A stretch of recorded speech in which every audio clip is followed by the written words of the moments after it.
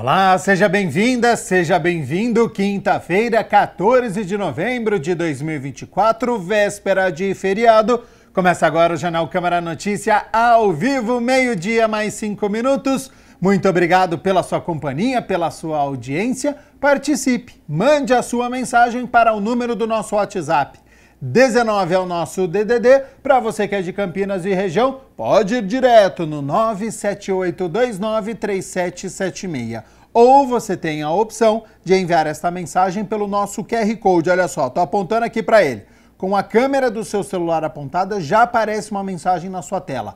O WhatsApp da TV Câmara Campinas. Você aperta e pode enviar o seu elogio, uma crítica construtiva, o que você quer assistir aqui no nosso telejornal, que a gente conversa ao vivo. Confira a partir de agora os destaques de hoje. Na reunião ordinária de número 69, vereadores aprovam em primeira análise projeto de lei orçamentária anual para Campinas em 2025, no valor de 10,8 bilhões de reais. Vereadores também aprovam em primeira votação projeto de lei do vereador Edivaldo Cabelo, por período de tolerância dobrado para a saída de estacionamentos não gratuitos às pessoas idosas com deficiência e aos acompanhantes. Por iniciativa do vereador Paulo Haddad, Câmara de Campinas cedia evento Bate-Papo Azul, conversando sobre a saúde masculina. E o feriado com fim de semana está chegando. Você já sabe o que vai fazer? A Agenda Cultural chega trazendo muitas dicas. Por favor, Daninha, já tem outro rapaz, me chama pro bar. Fim de semana de muito esporte também, porque Ponte Preta e Guarani entram em campo. Já então a gente fala sobre Campeonato Brasileiro da Série B. Tem previsão do tempo para o feriado fim de semana? Será que tem chuva vindo aí? Bom, muitos assuntos, mas olha só. Pela primeira vez, Consciência Negra, no dia 20 de novembro, vai ser feriado nacional. A data é uma referência à morte de Zumbi dos Palmares, homem negro pernambucano que nasceu livre e foi escravizado aos 6 anos de idade e que faleceu neste dia, no ano de 1695. Uma data de muita reflexão, mas também de eventos, porque o Centro Cultural SESI Campinas está com uma programação especial e a repórter Alexandra Dias vai nos contar quais são estes eventos, a programação. Seja bem-vinda e boa tarde, Alê.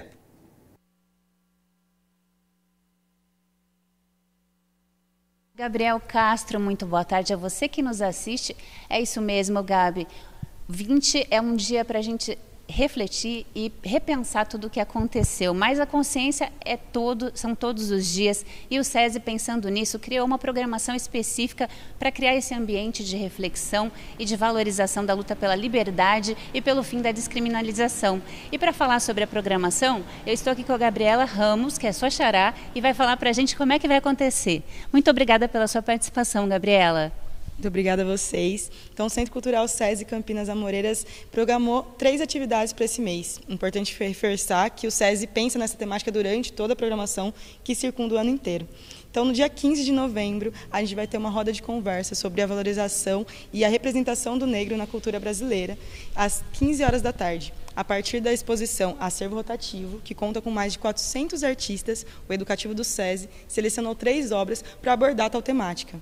E também, nesse mesmo dia, às 17, teremos a contação de história As Lendas de Dandara. Dandara dos Palmares, essa grande figura, representante de um movimento sobre a liberdade e os direitos sobre os escravizados, então colocada como protagonista, misturando a força da guerreira com um conto de fadas. Vai ser uma contação maravilhosa, aberta para todo o público, classificação indicativa livre. E no dia 24 de novembro, a contação de história, Histórias de Anansi, às 16 horas. Anansi é um griot da cultura da mitologia africana, com uma sabedoria imensa. E nesse dia terão 3 lendas que envolvem essa figura. Todas as programações do SESI, elas são gratuitas, e essas 3 atividades vão acontecer na Biblioteca Integrada aqui do nosso Centro Cultural. Importante frisar que essa programação, não só essa, como todas, sempre é gratuita no SESI. Para o SESI, a cultura é um valor e um direito para todos. Para saber como retirar o nosso ingresso, é só acessar o site do meu SESI ou acompanhar essa e toda a nossa programação pelo nosso Instagram, @sesisp.campinasamoreiras. Esperamos vocês. É maravilhoso, então, que além da questão da luta, dessa discussão mais séria e mais politizada, a gente tem a questão do lúdico, né? Que é trazer essa sabedoria ancestral e essa cultura mesmo para difundir e para compartilhar com o maior número de pessoas, né? Que acho que é bem a proposta dessas oficinas. A roda de conversa talvez faça essa ponte com as peças que a gente viu aí, que você deve ter visto, algumas peças mais direcionadas para o tema, mas depois vem então essa abertura para a cultura mesmo, trazendo esses elementos da África direto para a gente aqui. Eu acho que é justamente isso aí, é o encontro. Eu acho que o mês da consciência negra, mais do que um mês de celebração, ele é um mês de reconhecimento, tanto da nossa história, quanto as conquistas de lutas que a gente já conquistou, quanto a meta, né, as novas conquistas que a gente ainda precisa alcançar. Então, para trabalhar sobre isso, e principalmente para a gente trabalhar isso desde a base, desde a infância, precisa ser pelo lúdico. Então, as contações de histórias, elas vão a esse encontro, o lúdico não só para a criança, mas para toda a família, né? Pensar sobre o mês da consciência negra, refletir sobre isso, também pode ser, e é uma forma muito mais gostosa de ser através da arte. E aproveitando aqui, já que nós estamos aqui nesse espaço, o Centro Cultural, então, agora tem atividades de quarta a domingo, é isso? Exatamente. Agora o SESI virou um centro cultural, o Centro Cultural SESI Campinas Amoreiras, aqui pertinho da Avenida das Amoreiras, bem na frente, e tem programação ininterrupta de quarta a domingo, sempre gratuita. Então, a gente tem todas as linguagens, cinema, literatura, música, artes cênicas, tudo 100% gratuito. É só retirar o ingresso via meu SESI. E o site, então, para quem está assistindo, quiser acompanhar a programação, e o Instagram também, quais são? O Instagram é @sesisp.campinasamoreiras e o site é meu SESI, www.sesicampinas/ só um minutinho. SESI Campinas Amoreiras. Se jogar no Google programação Campinas Amoreiras, já é direcionado direto para o site com toda a nossa programação ali disponível para você reservar seu ingresso. Perfeito, Gabriela. Muito obrigada por trazer essas notícias boas para a gente preparar o final de semana aí com um feriadinho, né?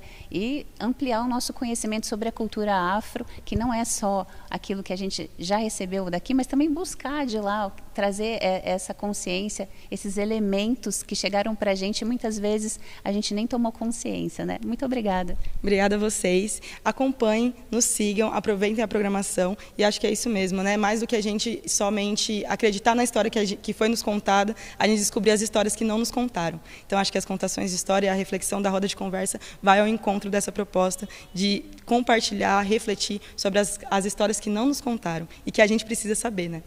E só para terminar, então, você que está em dúvida se precisa ser sócio, alguma coisa, é gratuito para todos mesmo, né? Reforçando. Reforçando, no SESI você não precisa ser cliente, você não precisa ter carteirinha. A programação do SESI cultural, ela é totalmente gratuita, para qualquer pessoa, para qualquer idade. É só retirar o ingresso e vir aproveitar. Muito obrigada, Gabriela, e um ótimo final de semana e feriado. Obrigada e para vocês também, esperamos vocês. Muito obrigada, Gabriel, você de casa que nos assiste, é com você no estúdio. Convite feito, então, dia especial, semana, mês de reflexão. E abriu o site aqui, viu, que a Gabriela passou, campinasamoreiras.sesisp.org.br. Então, campinasamoreiras.sesisp.org.br. Quero agradecer a nossa repórter Alexandra Dias e também as informações que foram passadas aqui pela minha xará, a Gabriela Ramos, que é mediadora cultural, então, nesta semana e nesta programação especial. A gente segue aqui com as notícias da metrópole. O feriado de sexta-feira, dia 15, proclamação da República, quando o Brasil deixou de vez a monarquia, vai alterar os horários dos estabelecimentos. Então, a partir de agora, a gente vai acompanhar o que abre e fecha aqui na nossa cidade, porque tem horários diferenciados para esta sexta-feira e também para o nosso fim de semana. A gente acompanha, então, a partir de agora. Os centros de saúde permanecem fechados nesta sexta-feira. As unidades de saúde que abrem aos sábados vão funcionar com equipe reduzida e são elas: Centro de Saúde do Parque Valença, Jardim Florense, Jardim Capivari, Santa Lúcia, Centro de Saúde do Jardim Vista Alegre, União dos Bairros, DIC 1, Centro de Saúde Aeroporto, Santo Antônio, Vila IP, São Quirino e Jardim Aurélia. Ceasa, o mercado de flores funciona nesta sexta-feira das 8 horas da manhã a 1 hora da tarde. E no sábado, no horário de costume, das 8 horas da manhã a 1 hora da tarde. O mercado de hortifruti funciona na sexta-feira, das 4 horas da manhã a 1 hora da tarde. E no sábado, das 7 horas da manhã às 11 horas da manhã. Procon. Todos os postos de atendimento do Procon Campinas vão estar fechados amanhã. No sábado, dia 16, a unidade do Procon no Poupa Tempo Campinas Shopping vai ter expediente normal com funcionamento a partir das 7 horas da manhã, mediante agendamento prévio pelo site www.poupatempo.sp.gov.br. E já que estamos falando do feriado da Proclamação da República nesta sexta-feira, ela vai aumentar o movimento das rodovias da região, segundo estimativas das concessionárias que administram. Isso já hoje, viu, nesta quinta-feira. Ao todo, são esperados 2 milhões de veículos pelas rodovias que cortam a região de Campinas. Por isso eu aciono o repórter Rafael Turati, que tem as informações sobre os horários de pico para quem vai viajar. Será que vai ter congestionamento, trânsito, orientações em caso de chuva, os cuidados. Então, seja bem-vindo e boa tarde, Rafa. Boa tarde, Gabriel. Boa tarde a todos que nos acompanham no Câmara Notícia. Eu estou aqui no quilômetro 84 da Rodovia dos Bandeirantes, na base do 4º Batalhão da Polícia Rodoviária de São Paulo. Eu estou aqui com o capitão Fernando de Souza, que vai dar dicas para os motoristas que vão cair na estrada nesse feriado e também nos explicar melhor sobre a operação especial da Polícia Rodoviária para esse feriado prolongado de proclamação da República. Capitão, como que vai ser a operação especial da Polícia Rodoviária? A expectativa é que mais de 2 milhões de veículos passem nas rodovias da região aqui de Campinas. Boa tarde. Boa tarde a todos. Exato, o feriado da Proclamação da República, a Polícia Militar e o Policiamento Rodoviário do Estado de São Paulo, desde a 0 hora de hoje até a 0 hora do domingo, vai desencadear a Operação Proclamação da República. Haverá um reforço em todo o período de policiais, de viaturas, justamente para garantir maior segurança, trazer maior conforto para os usuários da rodovia e, obviamente, realizar a fiscalização de trânsito. Nesse período, é aumentado o efetivo, né? O efetivo ele é implementado também com policiais do efetivo administrativo, incorporando o efetivo operacional. Então nós temos aí um aparato um pouco maior e também contamos com o apoio das concessionárias de rodovia e com o Departamento de Estradas de Rodagem em toda a malha rodoviária estadual paulista. E o fluxo de veículos nas rodovias já começa hoje? Sim, a previsão nossa é que a partir aí no período da tarde, início da noite, nós tenhamos um fluxo maior na data de hoje. Amanhã esse fluxo também deve ser aumentado no período da manhã, onde as pessoas estão deixando aí as suas cidades, a capital, né, com destino ao litoral, com destino ao interior. E aí o retorno do feriado, né, no domingo, no final da tarde e início da noite. E para quem vai cair na estrada, né, nesse feriado, quais as principais orientações, as principais dicas, capitão Fernando? Tudo começa com um bom planejamento, né? O motorista ele precisa, antes de iniciar a sua viagem, fazer a revisão preventiva no seu veículo, verificando aqueles itens principais de segurança. Destaque para os pneus em boas condições de uso, calibrados, verificar a parte de iluminação do seu veículo, nós estamos num período de chuvas, então é importantíssimo, né? Os limpadores de para-brisa, verificar ali a água no para-brisa, os limpadores, as palhetas, elas têm que estar em perfeitas condições de uso. Os pneus, como eu disse, né, por ter um tempo chuvoso, o pneu tem que estar em ótimas condições, né, para que evite, então, o fenômeno da aquaplanagem, que é muito comum nesse período. E, aliado a isso, o motorista deve dirigir, principalmente sob chuva, numa velocidade mais segura, né, uma velocidade ainda menor em relação à velocidade máxima permitida, justamente para que ele não tenha nenhum dissabor na sua viagem. Estar descansado, não ingerir bebida alcoólica antes de iniciar a viagem, e se ele tiver uma necessidade pontual de fazer uma parada emergencial ao longo da sua viagem, né, por algum motivo, procure uma das bases da Polícia Rodoviária, procure um posto de abastecimento, um posto de serviço, uma base da concessionária, para que ele faça uma parada em local seguro. Jamais manuseie o celular enquanto dirige. Capitão, muito obrigado por todas essas informações, viu? Nós que agradecemos, estamos à disposição, conte sempre conosco. Numa emergência também vale deixar aqui o telefone para todos. O telefone de emergência da Polícia Militar e da Polícia Rodoviária é o telefone 190. Qualquer anormalidade na rodovia, qualquer emergência, nos contacte que nós vamos enviar uma viatura para que seja prestado o devido apoio. Então, muito obrigado, viu? Boa tarde. E Gabriel, só relembrando, né? Eu falei que a expectativa é de mais de 2 milhões de veículos, né, nas estradas aqui da região. Então, vou passar alguns dados sobre essa movimentação nas rodovias.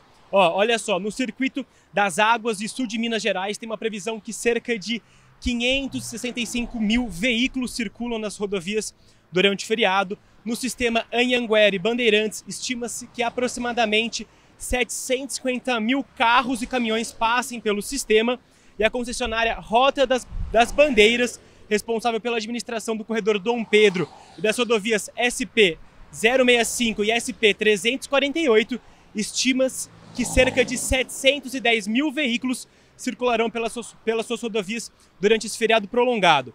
E as rodovias do Tietê, concessionária responsável pela administração das rodovias que formam o corredor leste das rodovias do Tietê, espera receber cerca de 48 mil veículos entre Campinas e Montemor. Então é isso, Gabriel. Uma boa tarde para você e para quem for viajar nesse feriado, uma boa viagem e cuidado, que siga todas essas orientações que o Capitão Fernando passou por aqui. Gabriel, volto com você aí no estúdio. Boa tarde para você também, Rafael Turati. Muito obrigado pelas informações. Agradeço diretamente ali do posto e agradeço também o Capitão Fernando de Souza, que é o porta-voz de comunicação social do 4º Batalhão da Polícia Rodoviária de São Paulo. Muita calma, paciência. Você viu aí 2 milhões de veículos por todas as rodovias que cortam, então, a nossa cidade. Calma, tranquilidade para poder chegar até o local, para quem vai descansar, para quem vai visitar a família neste feriado, que é junto com o fim de semana. Bom, meio-dia mais 22 minutos, a gente segue aqui com o Jornal Câmara Notícia, porque nesta semana aconteceu um leilão de cafés especiais aqui em Campinas e a renda foi revertida para pesquisadores do setor. A safra de 2024 trouxe desafios inéditos na produção de café por causa das mudanças climáticas. Mas com a pesquisa agrícola, esses efeitos podem ser diminuídos. A pesquisa aí se torna fundamental, né? Como já foi fundamental para criar novas opções de cultivo para diferentes ambientes de produção. A pesquisa agrícola, ela está trabalhando, ou sempre esteve, no sentido de você buscar cultivares, ou vamos falar de sistemas de produção que possam minimizar esses efeitos climáticos. O café sofre muito com a fenologia, que são as estações de cada parte da planta, né? E quando dá um excesso de chuva ou um déficit hídrico, isso afeta muito. No caso do café em 2024, foi um ano diferenciado mesmo, muito seco, e foi influenciar negativamente no florescimento. Isso é muito importante também, porque solo e clima devem ser tratados juntos. No caso, então, de seca, você deve ter um sistema de irrigação, seja ele por cima ou a conta-gota, tem vários tipos, né, para que possa minimizar o problema. Em reconhecimento ao trabalho desenvolvido por pesquisadores brasileiros no aprimoramento da genética e inovação, crucial para o enfrentamento do aquecimento global, a edição deste ano do leilão anual Masterpiece da Terra será dedicada exclusivamente aos pesquisadores brasileiros, cientistas, geneticistas e estudiosos. Eu sou sincero em dizer que quando me propuseram esse prêmio, este momento difícil que passa o IAC, a pesquisa no Brasil, eu fiquei maravilhado. E por conta dessa história, a gente pôde resgatar pessoas até que já se aposentaram ou que morreram, mas que foram os arquitetos da nossa competência cafeeira no mundo, os arquitetos que desenharam o agronômico como líder mundial de cafeicultura, e foi também para suas famílias uma forma de serem agradecidas e respeitadas pelo que os maridos, vivos ou mulheres, né, como a Maco, fizeram. Olha, tudo que puder, o valor total desse evento, dessa venda, será destinado justamente à melhoria da pesquisa, a prêmios aos pesquisadores. E como cada café vai ter o nome de um, por exemplo, na Itália alguém compra o lote do Alcides Carvalho, que já faleceu, mas vai ter escrito a história dele, a família dele está aqui hoje, ou o Coraci Dalprá também vai ser assim, ou seja, vai ser homenagear os vivos e os mortos, mas que foram pais, eu diria, da minha história de café, que eu vim aqui no agronômico desde criança, e a história da terra e a história do Brasil. Hora das notícias do Legislativo, porque ontem foi dia da reunião ordinária de número 69 e os vereadores aprovaram em primeira análise o projeto que trata do orçamento de Campinas para 2025 no valor de 10,8 bilhões de reais.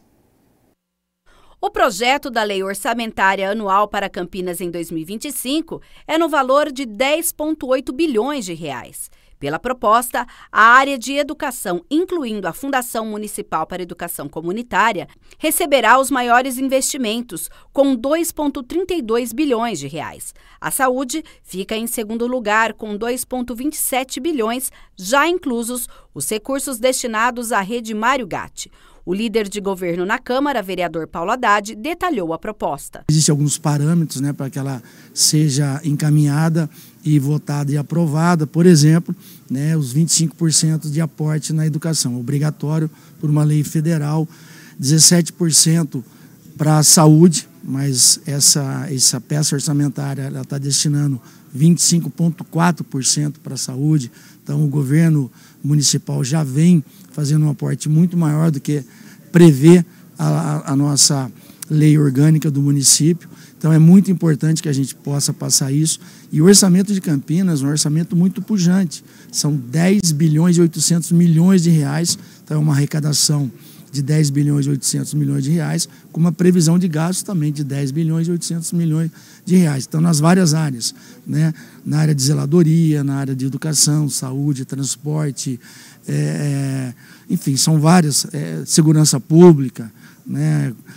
Assistência, enfim, são várias as secretarias contempladas dentro desse projeto. Então, daí a importância, porque isso dá previsibilidade daquilo que vai ser arrecadado e daquilo que vai ser gasto no ano de 2025. Na votação de ontem, 21 vereadores votaram a favor da LOA e 6 votaram contra. A proposta agora aguardará 2 reuniões ordinárias fora da pauta.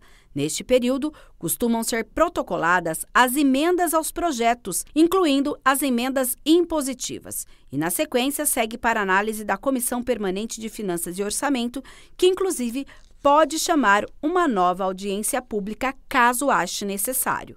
Quanto às emendas impositivas, o valor previsto é de 105,2 milhões no total.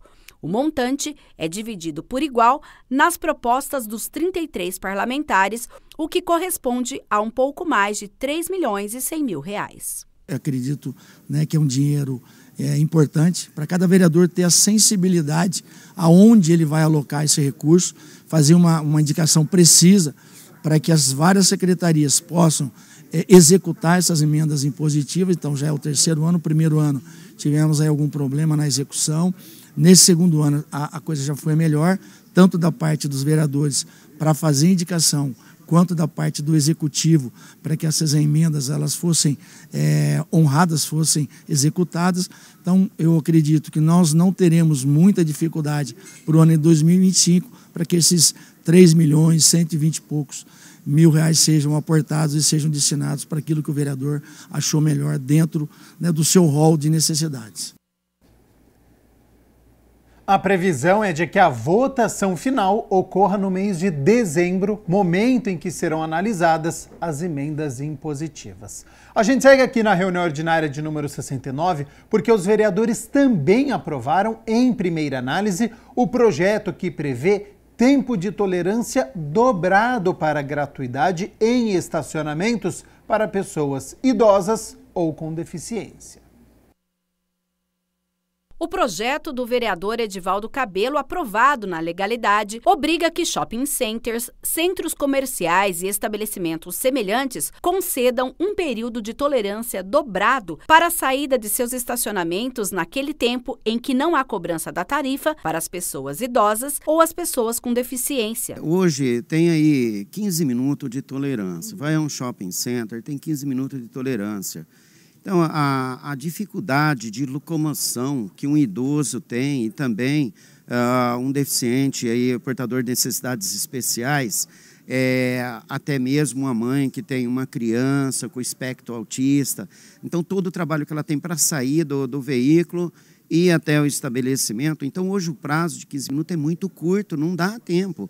Mesmo a gente que sem nenhuma dificuldade de locomoção, assim dizendo, já é pouco 15 minutos. Então, oxalá um idoso que a gente vê, vamos pegar um idoso além de idoso cadeirante. O projeto ainda passará pela votação do mérito e o autor enfatiza que, caso vire lei, a medida do período de tolerância dobrado valerá também para os acompanhantes das pessoas com deficiência, idosos, entre outros. A pessoa ela vai até lá, mas ela não tem condição de sair sozinha, ela precisa. Ela às vezes está com um filho ou com alguém que tem que pegar ele e tem que levar ele. Então é como para acompanhantes também. Prédio do Legislativo Campineiro está iluminado em alusão às festas de fim de ano. Quem passar pela Avenida da Saudade, no bairro Ponte Preta, vai perceber a iluminação especial na Câmara Municipal de Campinas. O prédio recebeu nova pintura e está iluminado para celebrar as festas de fim de ano. A Câmara Municipal de Campinas ela vem se preparando para as festividades de final de ano e, como no ano passado, fizemos toda uma decoração especial para esse final de ano, para que a Câmara seja um ambiente agradável para a população que passa aqui, um ponto de visitação e também para os servidores se sentirem acolhidos e estarem no ambiente onde trabalho de forma satisfatória aí com toda essa decoração de final de ano. São mais de 5.000 lâmpadas de LED distribuídas na fachada da Avenida da Saudade. A lateral do prédio e as árvores do entorno também estão iluminadas. O diretor-geral do Legislativo ressalta que a Câmara está aberta à visitação. Façam essa visita, a população é muito bem-vinda à Casa do Povo, como é conhecida a Câmara Municipal. Então, estamos aqui de portas abertas com essa iluminação de final de ano, com essa nova fachada pintada e revitalizada. Quem passar pela... A gente segue com as notícias do Legislativo, porque neste Novembro Azul, o Legislativo Campineiro sediou o evento Bate-Papo Azul, conversando sobre a saúde masculina. A Câmara Municipal de Campinas sediou nesta semana o Bate-Papo Azul, conversando sobre a saúde masculina, por iniciativa do vereador Paulo Haddad, presidente da Comissão Permanente de Política Social e Saúde, com apoio do parlamentar Zé Carlos. O evento, voltado para a conscientização sobre o câncer de próstata, contou com a presença de diversos especialistas para debater o tema do Novembro Azul. É uma data mais do que especial para nós, homens, e também para as mulheres, essas mulheres que normalmente são elas que cuidam da saúde do marido, são vocês que nos provocam no dia a dia para que a gente possa aí ter a saúde em dia, os nossos exames, os nossos controles. Esse ano, o tema é: na música da vida, o preconceito não tem vez. Entre no ritmo e faça seus exames. Eu enfrentei essa doença. Operei em 2010.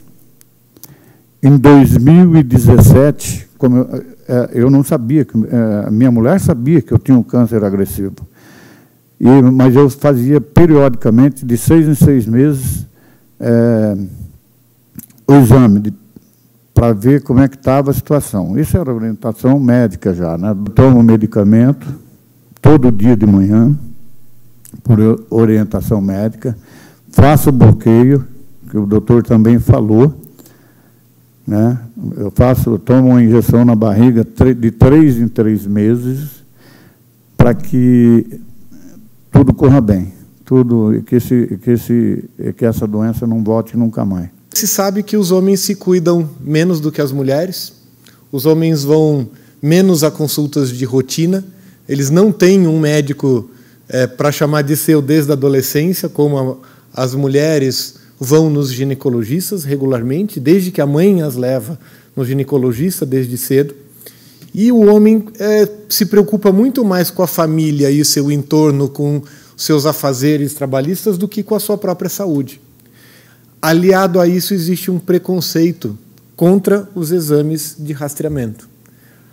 Isso tudo somado acaba gerando um índice de mortalidade associada ao câncer de próstata maior, porque os homens não fazem diagnóstico precoce, acabam fazendo o diagnóstico da doença muito avançada, quando ela já causa sintomas e já causa o risco de morte. No evento foram abordados 4 temas: o câncer de próstata e a importância do diagnóstico precoce, exames de rastreamento e prevenção, saúde emocional e bem-estar psicológico e o papel do apoio e da rede de suporte. Um sangramento de urina, as pessoas relacionam muito com o câncer de próstata, mas tem outros cânceres muito mais comuns que causam isso, que é o câncer de rim, que é o câncer de bexiga, que tem que ser investigado, mas no câncer de próstata nós não devemos esperar sintomas. Outra pauta discutida pelo Legislativo foi o distanciamento dos homens quanto ao atendimento médico e psicológico, associado à percepção de vulnerabilidade. Essa nossa conversa e apresentando números, que o câncer de próstata ele tem uma incidência em mais de 71 mil novos casos no Brasil, com mais de 16 mil mortes. Ele é o que mais mata no Brasil, né? Depois é o câncer de pulmão. Então, extremamente importante que a gente tenha em mente que o diagnóstico precoce ainda é o melhor remédio para que a gente possa ter a cura. Na 9ª reunião da Comissão Permanente de Direitos Humanos e Cidadania, foi analisado o projeto de lei que determina mais transparência nas obras realizadas por meio do termo de ajuste de conduta. A Comissão Permanente de Defesa dos Direitos Humanos e Cidadania da Câmara Municipal de Campinas, que tem como presidente a vereadora Paola Miguel, analisou o parecer favorável ao projeto de lei número 149 de 2023, de autoria do vereador Cecílio Santos, com relação à transparência e à fiscalização das obras feitas por meio de termo de ajuste de conduta. Hoje nós tivemos, o quórum, garantido aqui, o projeto foi aprovado, agora o projeto vai para plenário, para a segunda discussão. O objetivo do TAC é permitir que a comunidade acompanhe o andamento das obras. O TAC, o tão famoso TAC, ele é quando uma empresa realiza um empreendimento na cidade de Campinas e ele precisa ter uma contrapartida na cidade. Mas o que a gente consegue observar é que muitas vezes esse empreendimento acontece na região da periferia, mais afastada do centro, e o TAC é realizado na região central. E com esse projeto a gente vai ter uma facilidade em conseguir fiscalizar esse tipo de coisa que está acontecendo. Também estiveram presentes os vereadores Gustavo Peta e Paulo Búfalo, que foi o relator. O projeto é extremamente oportuno, não só por questões que nós já vivemos aqui no município e que são evidências de que a fiscalização e a transparência em torno dos termos de ajustamento de conduta e das contrapartidas são cada vez mais necessárias. O que não é correto é que hoje praticamente o empreendedor ou quem é contratado já parte da ideia de que lá na frente faz um ajuste de conduta e vê como vai resolver o problema, Então, esse é um problema, mas o projeto ele dá mais transparência, ele estimula a participação da sociedade no acompanhamento dessas obras que são realizadas a partir desses termos de ajuste de conduta. Também será fornecido, segundo a proposição, cronograma de obra com atualização a cada 2 meses. Ainda segundo o projeto, são permitidas visitas dos conselhos municipais a locais de saúde, educação e outros relacionados à obra em andamento. Trazer mais transparência para a população, para os vereadores, que a gente tenha mais condições de fiscalizar, né, de conseguir saber quais são os empreendimentos que estão saindo, quais são essas contrapartidas, se estão de acordo. A gente vê muita renúncia de impostos também, né, aqui na cidade, então muitas vezes esse TAC não é realizado, né, e para a gente conseguir mesmo mostrar para a população, né, qual é a contrapartida, qual o benefício que ela vai ter, né, mesmo se ela não estiver diretamente relacionado àquele empreendimento, mas indiretamente também como ela vai ser beneficiada.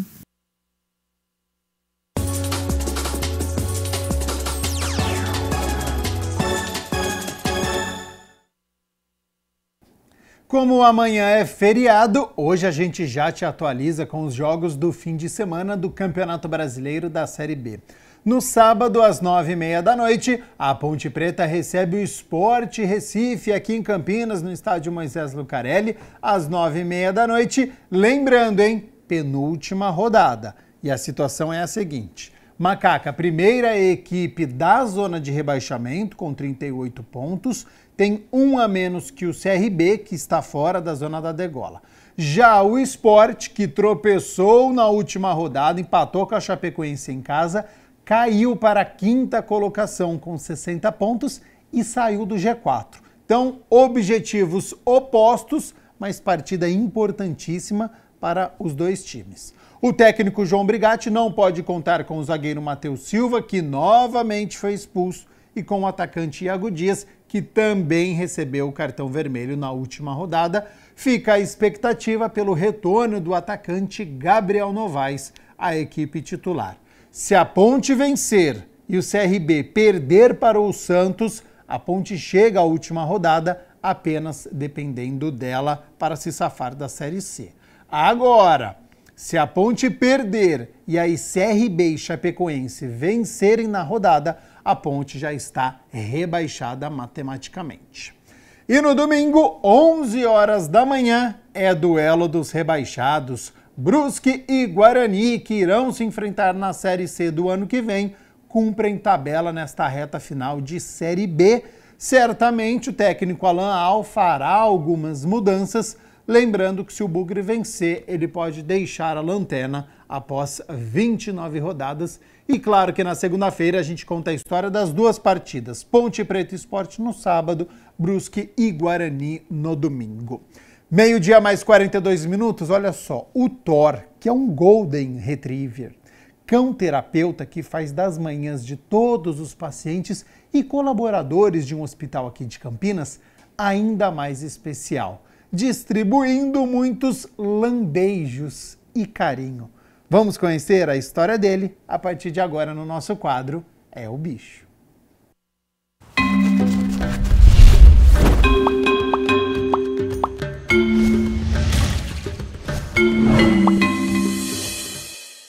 Vestido de bandana com seu colete especial para caminhar pelos corredores do hospital, o Golden Retriever chamado Thor é muito conhecido e esperado nas visitas em lares de idosos e hospitais. Ele e sua companheira Maia fazem parte da terapia assistida por animais. Fui instrumentadora cirúrgica por 34 anos. Daí me aposentei e comecei o trabalho voluntário, que a gente queria alguma coisa para preencher meu dia a dia, e eu ganhei o Thor, que tem 7 anos atualmente. Ele faz esse trabalho há 5 anos, né, que é a assistência auxiliada por animais, o AA, e a gente visita hospitais, lar de idosos, e uma vez por semana, tanto ele quanto a Maia, que é um casal, eles fazem esse trabalho. O principal objetivo da cão-terapia é a questão de minimizar a ansiedade do paciente, reduzir todo o estresse que causa a hospitalização, trazendo uma humanização hospitalar para esse paciente, esse acolhimento, né? É um momento assim de muita alegria, de muito conforto. Donos de uma das raças mais conhecidas no mundo, com seu temperamento amigável e dócil, conquistam todos por onde chegam, com o dom de diminuir a sensação de solidão que pacientes sentem durante a hospitalização. Nós assistimos algumas reportagens e o Thor em si, a raça, né, o Golden Retriever, ele é extremamente dócil com todas as pessoas. E o Thor é especial, tanto para a gente quanto para as pessoas que ele visita. Ele tem um carisma, ele é super dócil, ele começou adestramento com 6 meses de idade. Para convivência, ele faz muita socialização, então a gente frequenta shopping, supermercado, restaurante com ele, todos os lugares que podem ter acesso aos animais, eles frequentam. Então, assim, é a convivência, a socialização que eles têm, né, fora do trabalho. E é isso, o Thor é isso que você está vendo ali no fundo, que é dócil, gentil com as pessoas, carinhoso, ele adora um carinho, né? Então, assim, ele tem o perfil para esse trabalho. Thor e Maia passam por uma preparação antes das visitas. Existe um protocolo a ser respeitado, eles precisam banho anterior à visita, passar no veterinário para ver se está em perfeitas condições. Assim, isso a gente já faz, né, atualmente, que é manter a saúde deles, né? Vacinação em dia, todo o protocolo de vacina, vermifugação. Em dias de folga, a tutora aproveita o tempo livre para a energização dos animais. O Thor, ele é super calmo em casa, bem assim, zen. Para ele não sair latindo para tomar conta de portão, conta de quem está chegando em casa. Ele é calmo o tempo todo. Pós-visita, ele fica um pouco mais cansado em termos de energia, né? Então, ele chega em casa, ele relaxa mais, ele vai ficar deitado, tá sempre comigo, ele é muito companheiro. Então, assim, no meu dia a dia, ele em casa comigo é do meu lado o tempo todo. Ele é seu grudinho, então? Ele é meu grudinho. Feliz grudinho, né? Porque amo de paixão. Para a reposição de energia dele, vocês fazem alguma terapia, alguma coisa para auxiliar, né, na energia do cachorro, no descanso, no relaxamento? Assim, não temos nada muito específico, tá? Carinho, ficar comigo, assim, é uma atenção redobrada, né, com ele para ver bem-estar. Energias, né, a gente tem algumas pedras, né, de energia. Ele tem as pedras dele para a gente fazer a reposição energética. Oi, meu amor. E assim, basicamente é isso que a gente faz para energia. O que você quer? Você quer o microfone de novo? Não pode, tá bom? A interação entre humanos e animais durante o tratamento de saúde tem como objetivo diminuir a ansiedade e melancolia, auxiliando na recuperação dos pacientes, proporcionando alegria e descontração. Extremamente gratificante para a gente. É um trabalho que, assim, emocionalmente mexe muito comigo, porque, assim, você poder levar o bem-estar para uma pessoa que está hospitalizada, que está num momento mais difícil, você vê a alegria desses pacientes receberem a visita dele, é muito gratificante, dele e da Maia, né, que acaba falando mais do Thor. Mas, assim, é muito, muito, muito gratificante pra gente. É um trabalho que, assim, eu abracei e assim, a gente não faz parte de nenhuma ONG, eu não tenho nenhuma estrutura por trás atualmente, né? É só a gente mesmo. Então, esses 5 anos, tanto para pacientes quanto colaboradores, você está podendo observar como muda a energia do local quando eles chegam, né, dos colaboradores principalmente. A gente ouve muito assim, nossa, alegrou meu dia, nossa, estava um dia tão pesado, né, porque a gente sabe que o ambiente hospitalar é mais difícil, né, e para os pacientes que estão, às vezes, acamados ou, né, num momento mais delicado, você fala assim, nossa, como meu dia ficou mais leve, como foi bom para mim. Há 5 meses, Sueli faz tratamento para uma doença autoimune e conta sobre a emoção que sentiu ao ver o Thor pela primeira vez. Eu amo cachorro, adoro.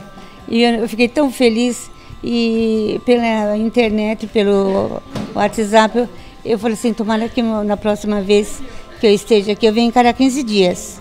Meu tratamento é cada 15 dias. E da última vez, faz um mês, acho, que ele esteve aqui. Eu fiquei tão emocionada, hoje de novo, porque eu amo cachorro, eu amo animal. Mas foi uma surpresa tão grande, que eu fiquei tão feliz, me fez tão bem, que eu passei um dia diferente, sabe? Eu fui para casa, eu fui falando o dia inteiro, fiquei comentando com meu marido, com a minha neta, da doutora aqui na infusão. Fiquei muito feliz. Como nós temos alguns pacientes de longa internação devido ao quadro clínico, o benefício é exatamente tornar esse período aqui um pouco mais tranquilo, onde eles conseguem enfrentar melhor esse tratamento, onde tem uma interação melhor até mesmo com a equipe multidisciplinar, tanto de enfermagem quanto a equipe médica. Os familiares também se beneficiam muito com isso, eles sempre pedem para nós, né, quando vem de novo, pode passar aqui no leito, então pedem fotos, até para levar muitas vezes mostrar para casa, para os filhos dos pacientes que às vezes estão aqui. Então o benefício é sempre muito grande. E a gente percebe que tem um ganho, muitas vezes, até mesmo no tempo de internação, porque tudo aquilo que é um impacto emocional, que prolonga a internação, com a cão-terapia a gente percebe que há uma minimização desse processo todo. Entre visitas, sempre tem um caso marcante. Teve uma paciente que ela ficou internada há muito tempo, foi numa outra unidade hospitalar, e ela ficava esperando a visita, assim, ansiosamente, e ela vinha encontrar com eles no corredor, ela estava assim, ela vinha de cadeira de rodas, porque não podia se locomover, e assim, o que me marcou foi sempre a carinha dela para recebê-los, e depois eu tive a notícia dela, ela foi a óbito, né? Então, assim, para a gente é gratificante você poder levar esse momento, né, de felicidade para as pessoas que estão necessitadas, né? Com toda a simpatia e carisma, eles seguem os comandos e encantam todos, da internet e dos corredores do hospital. Eu sou suspeita, né? Sempre. Onde ele chega, ele para. Se você vai em shopping com ele, você não consegue caminhar. Todo mundo para, todo mundo quer fazer carinho, todo mundo está perto dele. É o tempo todo assim. Ele vem todo paramentado, eles têm crachá das instituições que visitam. Então é artista mesmo. Atualmente o Thor está com 7. E daqui a pouco, né, a gente tem aí o protocolo que ele tem que deixar o trabalho, mas atualmente está ativo ainda, está bem, a gente continua aí. Daqui a pouco ele se aposenta? Normalmente é de 8 a, assim, estando bem de saúde, dá para ir até uns 9 anos, mais ou menos. Depois ele tem que deixar de trabalhar.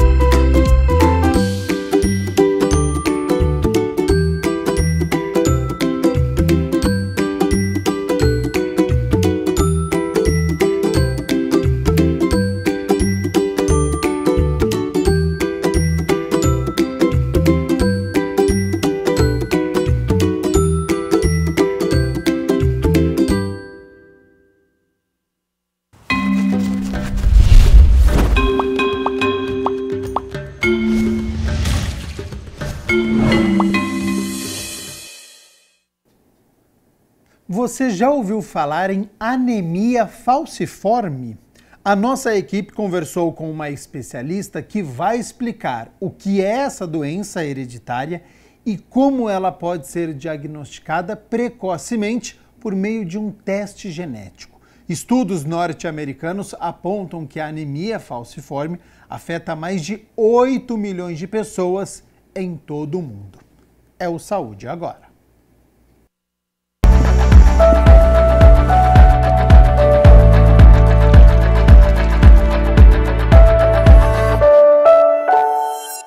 Olá pessoal, mais um Saúde Agora, começando aqui na programação da TV Câmara Campinas. Hoje nós vamos falar sobre o teste genético para diagnóstico da anemia falciforme. Dados do Ministério da Saúde mostram que ao ano surgem cerca de 3 mil novos casos da doença no país e que 180 mil pessoas são novos portadores do traço falciforme, ou seja, não apresentam sintomas. Os 3 estados com maior número de casos são Bahia, Rio de Janeiro e Minas Gerais.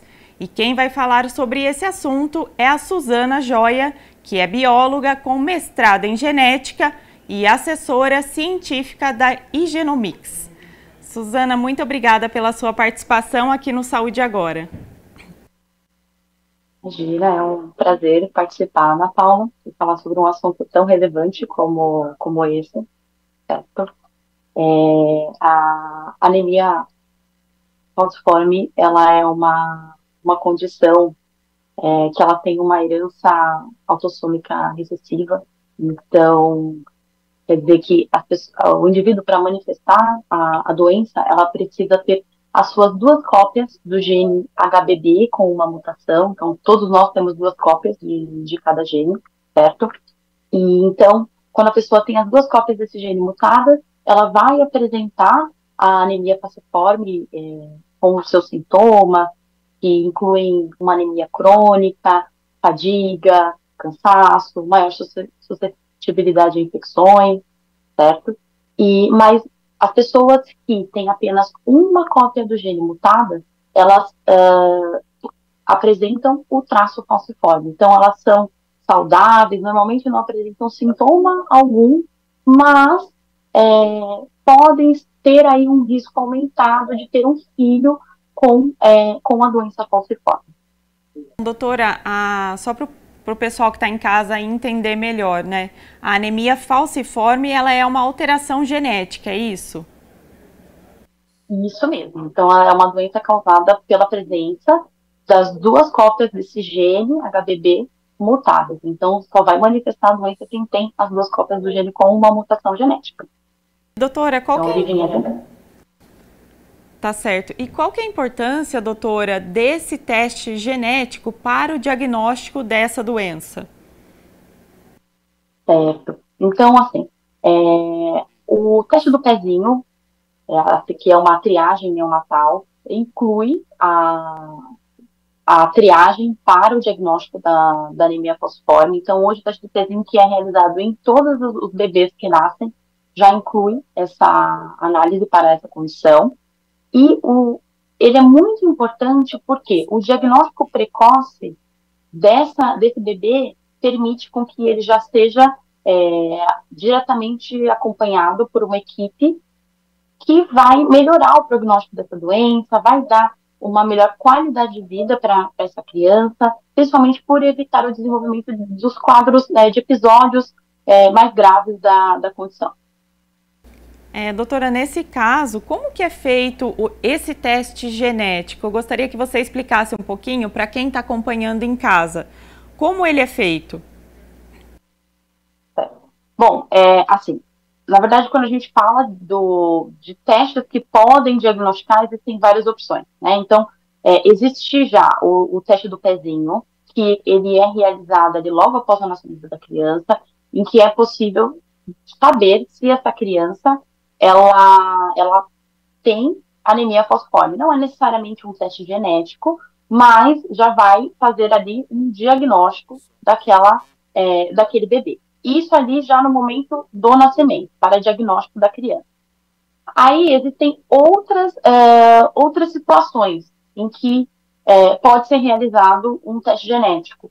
Por exemplo, um casal que já tem um filho com diagnóstico da anemia falciforme e quer ter um novo filho e quer minimizar o risco de ter um novo filho afetado, né? Então, porque o que acontece? Lembra que eu falei das pessoas que têm o traço falciforme, tem uma cópia só do gene mutada? Quando o casal, né, o homem e a mulher, possuem ambos esse traço falciforme, normalmente eles não sabem que têm esse traço falciforme, porque não causa sintomas, e acabam descobrindo que tem esse traço só depois de ter um filho com o diagnóstico da anemia falciforme. E aí é frequente que esses casais, quando queiram, busquem a concepção novamente, tenham a intenção de minimizar o risco de recorrência, porque o risco de recorrência é de 25% sempre. Então, a cada nova gestação, esse casal tem 25% de risco de ter novamente um filho com anemia falciforme. Quando a gente tem esse cenário, esse casal, ele pode realizar um teste genético diretamente nos seus embriões. E então, esse teste genético recebe o nome de PGT-M. Para que esse casal para que seja possível fazer a análise desses embriões, esse casal precisa passar por um tratamento de fertilização in vitro, porque é dessa maneira que a gente consegue ter acesso às células do embrião, né? Então, esse casal ele vai fazer um tratamento de fertilização in vitro, eles vão obter os seus embriões e são retiradas algumas células desse embrião, poucas células, nada que vá prejudicá-lo, tá? Nada que vai prejudicar o embrião, e essas células são analisadas para verificar quais são os embriões que tem alto risco e baixo risco de desenvolver anemia falciforme. Então, dessa maneira, o casal minimiza o risco para futuras gestações, certo? Também existem outras situações. Então, às vezes o casal já sabe que tem um traço falciforme por conta de alguma alteração leve no hemograma. Aí pode ser que o médico peça um exame chamado eletroforese de hemoglobina. Que não é necessariamente um teste genético, mas vai verificar quais são as hemoglobinas que esse casal, né, está produzindo. E uma vez que o casal faz o exame de eletroforese de hemoglobina e verifica que tem o traço falciforme, aí ele sabe que está sob o risco aumentado de ter um filho com a condição também. E também existe um outro cenário. Tem casais que antes de engravidar querem saber, por exemplo, se tem um risco aumentado de ter um filho com anemia falciforme e com outras doenças que têm esse mesmo padrão de herança, que é autossômico recessivo. Porque qual é a grande questão dessas doenças autossômicas recessivas, incluindo a anemia falciforme? Pelo fato das pessoas que têm uma mutação só serem completamente saudáveis, a gente se depara com um cenário em que o casal pode ser completamente saudável, não existir nenhum histórico familiar da doença, mas ainda assim esse casal está sob o risco aumentado de ter um filho com uma doença recessiva. Então, hoje, tem casais que já estão começando a ter esse cuidado. Então, antes de ter um filho, já querem fazer um rastreio para verificar se estão sob risco aumentado de ter um filho com uma doença recessiva.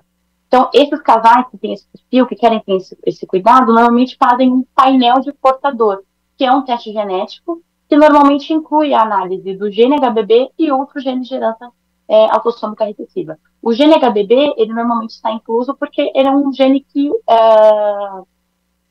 frequentemente está mutado na nossa população, especialmente em pessoas de ascendência africana ou então ali do sudoeste da Ásia. Mas como o nosso país é extremamente miscigenado, assim, qualquer pessoa está sob risco de ter uma mutação nesse gene, ter um traço falciforme, por exemplo.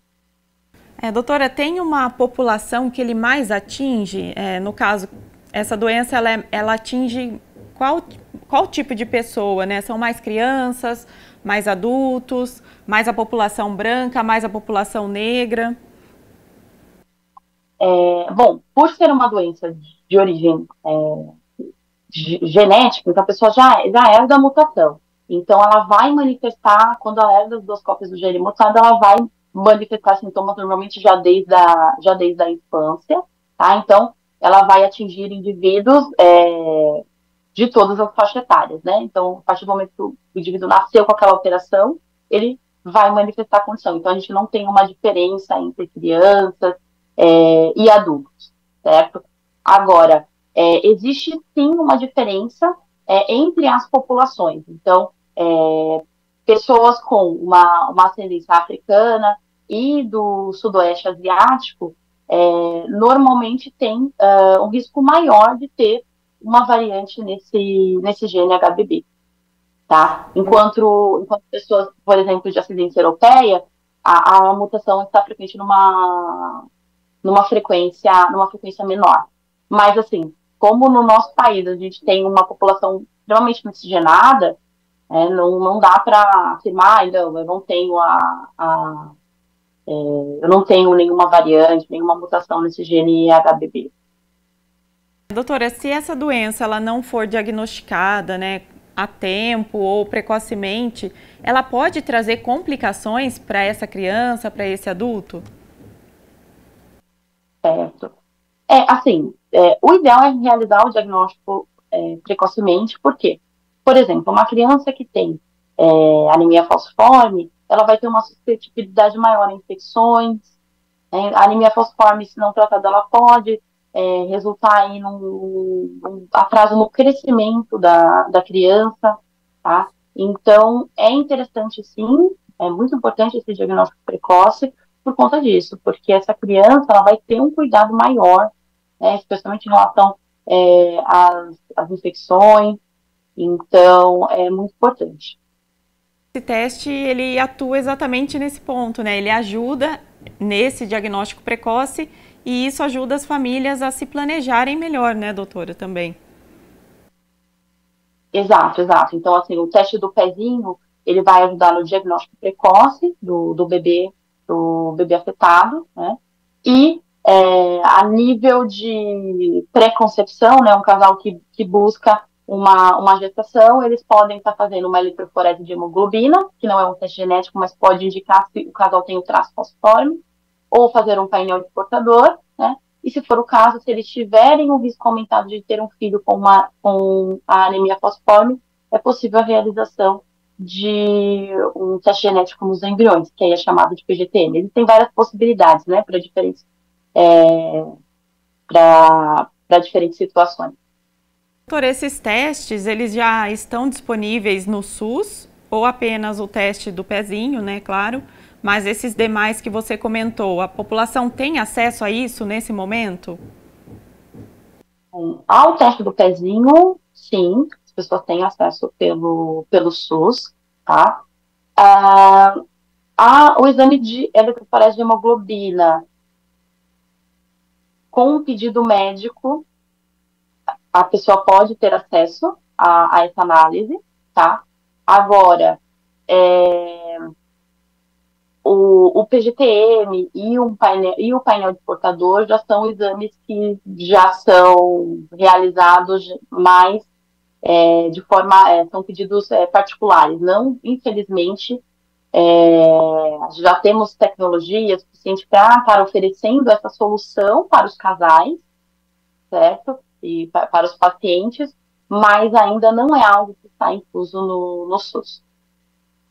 Doutora, alguns indivíduos portadores do traço falciforme, como a gente está comentando aqui ao longo do quadro, eles podem ser assintomáticos. Tem alguma explicação para que isso aconteça? Alguns indivíduos terem só um traço, outros os dois? Certo. Então, o que acontece? As pessoas que têm traço, elas têm uma cópia do gene HBB com uma mutação e, por isso, esse gene vai produzir a hemoglobina com uma alteração. Mas, o que acontece? Ele tem uma outra cópia do gene completamente saudável. Então, essa cópia saudável das pessoas que têm o traço falciforme permite com que ela tenha uma produção de hemoglobina normal e não manifestem sintomas. Tá? Então, é por esse motivo. Apenas uma cópia do gene saudável funcionando é o suficiente para manter a pessoa saudável. Agora, uma pessoa que tem a doença falciforme, ela tem as duas cópias alteradas. Então, ela não vai ter nenhuma cópia do gene saudável para produzir a hemoglobina saudável e essa pessoa não ter os sintomas. Então, por isso que ela vai manifestar. Suzana, muito obrigada pela sua participação aqui no Saúde Agora. Gina, é um prazer, Ana Paula. Obrigada também pela sua companhia. Você pode conferir todos os quadros da nossa programação no YouTube da TV Câmara Campinas. E não se esqueça de nos acompanhar nas redes sociais. Até o próximo Saúde Agora!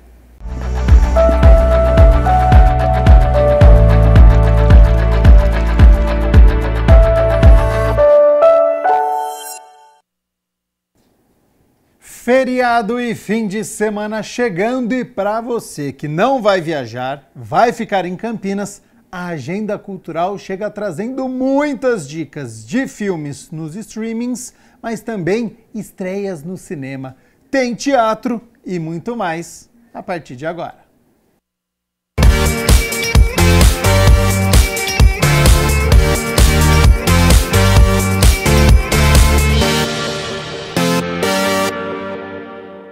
Fala, meu povo, mais uma agenda cultural para completar o seu fim de semana. Então, veja o que tem nas telonas e nas telinhas. Herege. 2 jovens missionárias acabam presas dentro da casa de um homem bastante excêntrico e são obrigadas a jogar um jogo que questiona sua fé.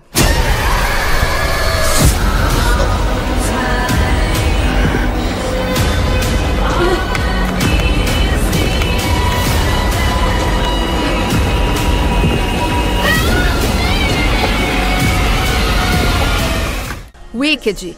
Baseado no aclamado musical da Broadway, este filme conta a história não revelada antes de Dorothy e o Mágico de Oz, focando na origem da bruxa boa e da bruxa má do Oeste.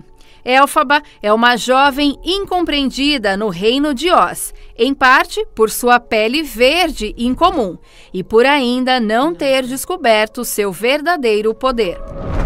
It's the wizard who should be afraid of me.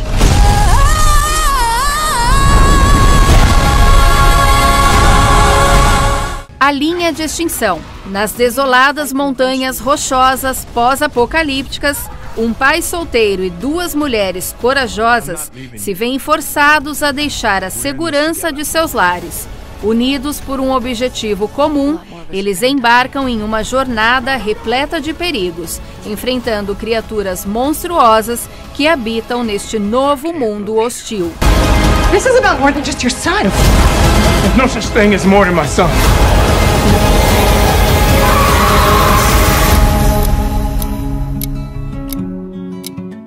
Avenida Beira-Mar. Rebeca, uma menina de 13 anos, filha de pais separados, muda-se com a mãe para o bairro litorâneo de Piratininga, em Niterói. Ela passa seus dias espiando a rua por cima do muro. Lá, Rebeca vê Mika, uma menina de sua idade que desafia as normas de gênero. O encontro das meninas desencadeia uma amizade incompreendida pelos adultos e uma série de eventos que abala a tranquilidade da Avenida Beira-Mar.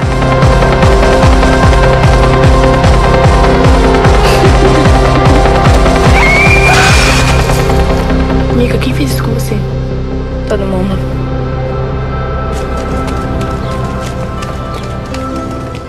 Never Let Go. No filme, uma mãe e seus filhos sofrem há muitos anos com a presença de um espírito maligno. No entanto, quando um dos meninos começam a duvidar da existência do mal, o vínculo sagrado da família é rompido. Isso levará todos os 3 a uma luta perigosa pela sobrevivência.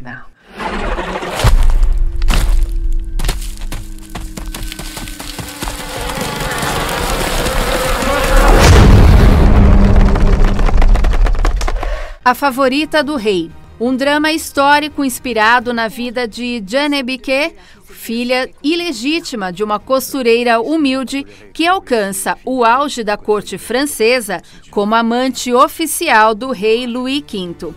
Jeanne, uma jovem ambiciosa que, determinada a ascender socialmente, utiliza seu charme para escapar da pobreza.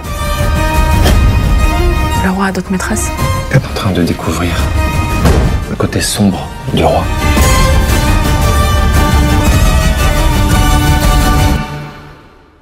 Vous êtes en danger, madame. E no especial Consciência Negra nós temos Django Livre. Django é um escravo liberto que se torna um mercenário. Com a ajuda do caçador de recompensa Chus, ele tenta livrar sua esposa das mãos do fazendeiro escravocrata. But now you have my attention. What's your name? Django. Pedi asylum. A cor púrpura. Celie é uma mulher afro-americana que vive no sul dos Estados Unidos no começo do século XX. Ela tenta superar os traumas deixados pelos abusos do pai e do marido ao longo dos anos. E para isso, contará com o apoio e a força de um grupo de mulheres que constrói uma irmandade.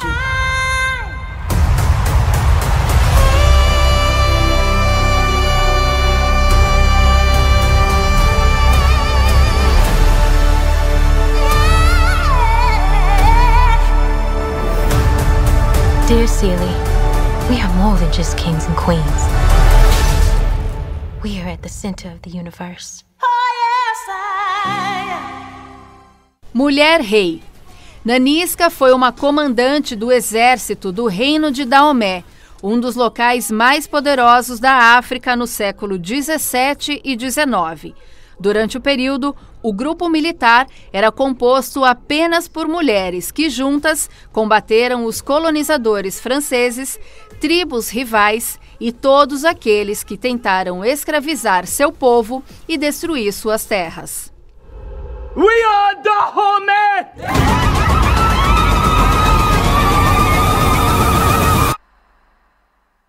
Don't know, take my power. Em plena Guerra Fria, Estados Unidos e União Soviética disputam a supremacia na corrida espacial, ao mesmo tempo em que a sociedade norte-americana lida com uma profunda cisão racial entre brancos e negros. Tal situação é refletida também na NASA, onde um grupo de funcionárias negras são obrigadas a trabalhar à parte. The Friendship 7 has experienced some sort of a malfunction. There's a real fireball outside. It's getting a little hot in here. We're in the fight of our lives, people. A Mostra Cultural Afrofuturista continua em exposição aqui em Campinas, na Casa de Vidro, ressaltando a herança africana no Brasil. Muito bacana, inclusive, porque este ano nós tivemos no Enem, não é? A principal prova brasileira em todo o país, falando da valorização da herança africana no Brasil. O que essa mostra que a Secretaria Municipal de Cultura, a Prefeitura Municipal de Campinas, a Casa de Vidro, o Museu da Cidade, trazem aqui para a cidade através dessa exposição? Nós trazemos um duplo olhar. Obras da tradição africana, vocês vão encontrar aqui esculturas, pinturas, obras de decoração que falam da tradição cultural africana, mas o inovador é falarmos de África contemporânea. Então nós mostramos grandes painéis de cidades africanas lindas, que só vindo aqui para vocês observarem a beleza da cultura africana na nossa influência.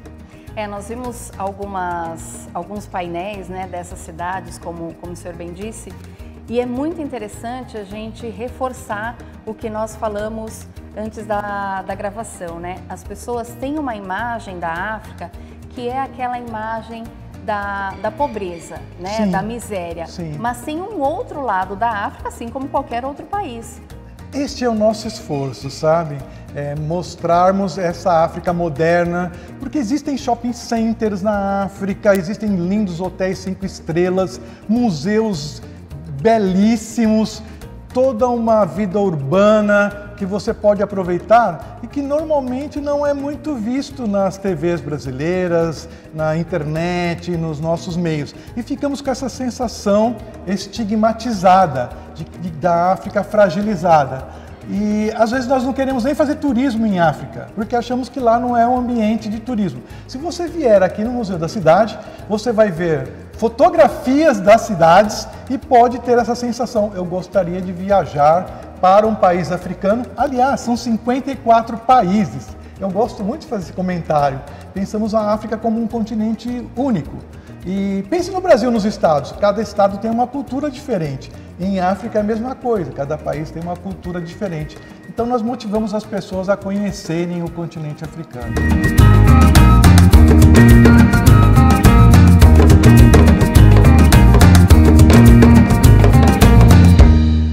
E ainda temos a clássica programação por Campinas e região. Malévola, isso não é um conto de fadas. Estará nesta sexta-feira, às 4 da tarde e às 8 da noite, no Teatro Castro Mendes. No sábado, às 7 da noite, a magia fica por conta de O Quebra-Nozes, também no Teatro Castro Mendes. Domingo, o teatro continua com A Galinha Pintadinha, às 3 da tarde, no Teatro Oficina do Estudante. Na sequência, é a vez do Afonso Padilha apresentar o seu stand-up comedy Ninguém Se Importa, às 5 da tarde. Vocês estão curiosos também ou sou eu que sou fofoqueiro? E dia 20, quarta-feira, feriado de Consciência Negra, o humorista Jordan Matheus se apresenta no Teatro Oficina do Estudante, às 9 da noite. A viatura passou longe assim. Eu falei, rapaz, eu acho que é a morte. Na quinta-feira, às 8 da noite, tem Rico da Laçã com Escuro Brilhante, último dia no orfanato da Tia Guga, no galpão multiuso do Sesc Campinas. Por favor, Daninha, já tem outro rapaz, me chama pro bar. Sábado, o SESI recebe As Lendas de Dandara, às 5 da tarde, na Biblioteca Integrada. Ainda no sábado, a biblioteca recebe às 7 da noite a oficina Palhaçaria e Comicidade.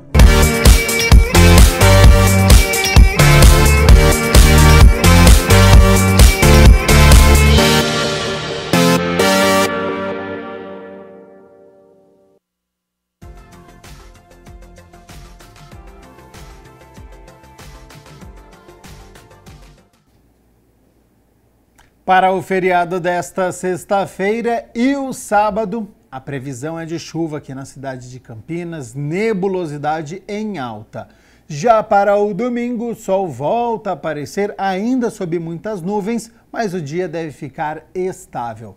Vamos às temperaturas, porque elas já estão aqui na minha tela. Para amanhã, sexta-feira, então, mínima de 19, máxima de 27. No sábado, mínima de 18, máxima de 25. Amplitude térmica menor, mas não faz calor. No domingo, aí sim, temperatura mais elevada, com mínima de 18 e a máxima pode chegar aos 29 graus aqui na cidade de Campinas. O Jornal Câmara Notícia fica por aqui. Muito obrigado pela sua companhia, pela sua audiência. Ótima sexta-feira, curta o feriado, ótimo fim de semana. E eu volto na segunda-feira a partir do meio-dia ao vivo. Te espero até lá. Tchau, tchau.